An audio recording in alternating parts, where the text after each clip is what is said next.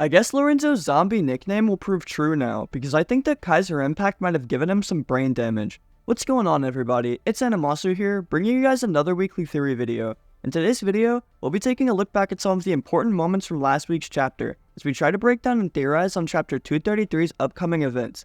If you watched through today's video and find that you enjoyed it, please be sure to subscribe to my channel, comment below your thoughts, and even join my community Discord if that interests you. Please enjoy the video, and have an amazing day.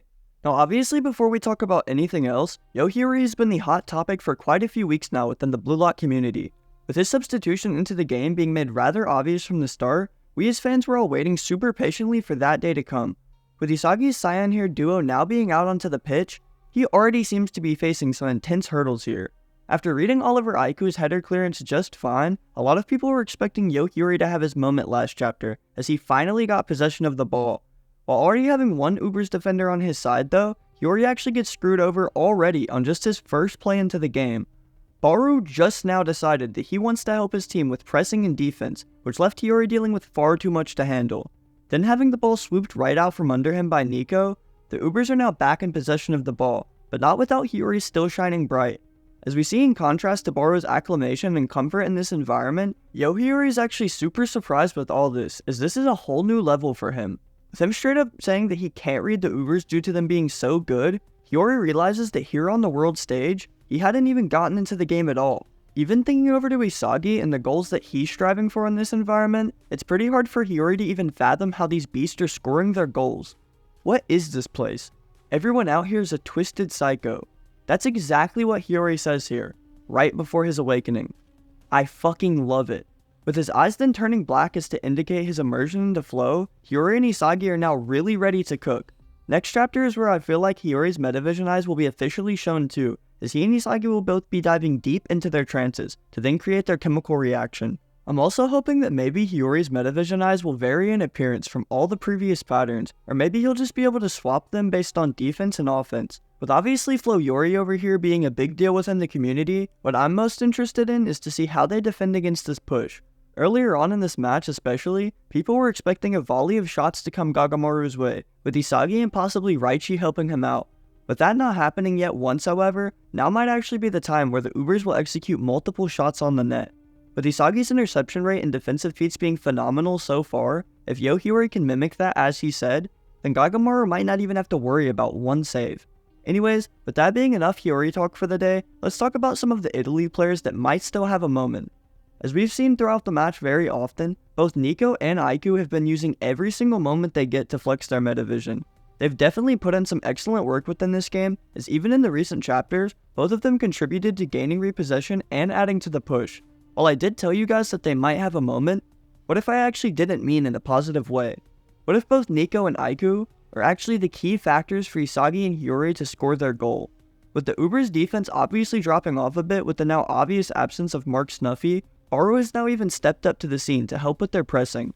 The thing is though, I really don't think that Barou's press against Hiori had much significance here, as it really only served to dip our toes into this upcoming charge. By pushing Hiori to an uncomfortable limit beyond what he had seen, the author is then both able to introduce Hiori's flow state without it being an ass pull, as well as leave this chapter off with a fun little teaser. Anyways, if Raichi steps up like I think he will next chapter and actually marking Barou, then Isagi and Hiori will then only be facing Aiku, Niko, Lorenzo, and a little bit of Ryu. Now I'm not saying that breaking through this defensive lineup will be any easy task, however I do believe that the dynamic duo will make it happen.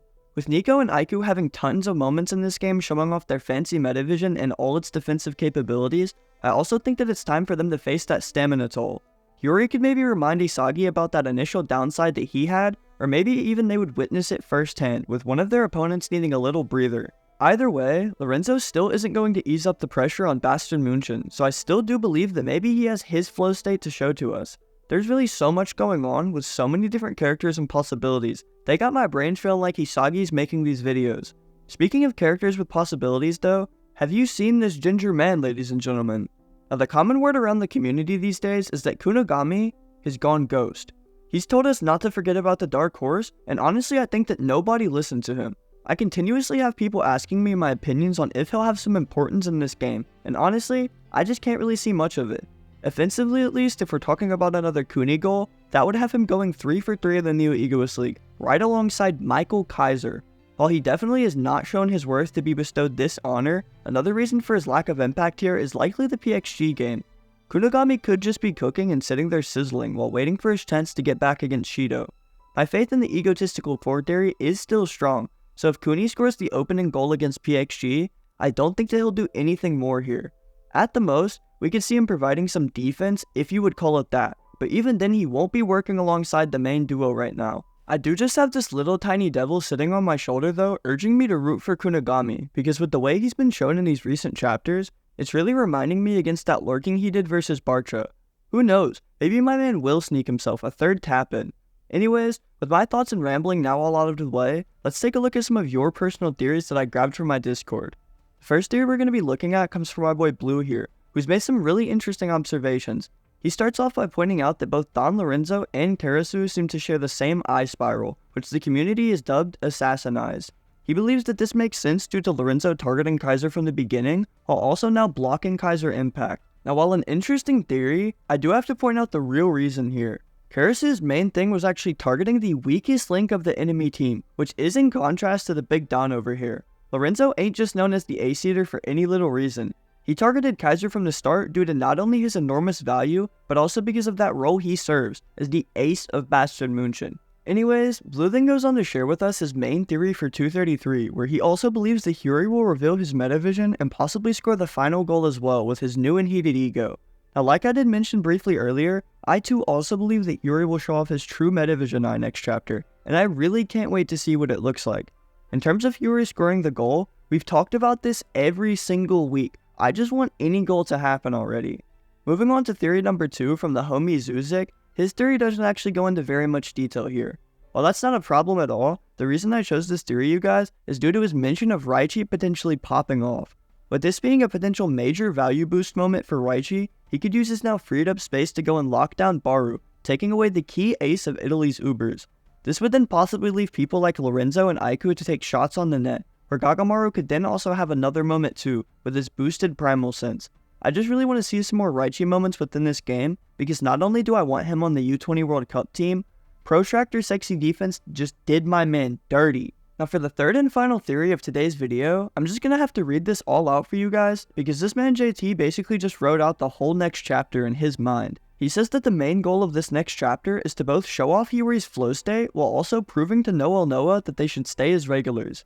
Anyways, with Hiori potentially winning the ball back, Isagi Yoichi will then call for a pass, however Hiori will just ignore him. Telling Isagi to just keep running with him, he'll then ask if they're both seeing the same exact scene.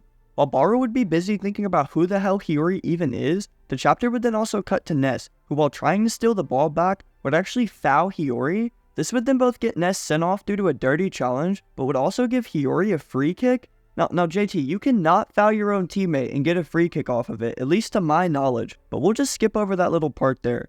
Then cutting to Niko and Aiku covering Isagi, he'll be thinking about in his mind what to do, as the game is coming down to its final moments. Isagi's recently emphasized right eye will then be shown to us, darkened and radiating with his flow state aura, while the left eye actually stays in the METAVISION pattern.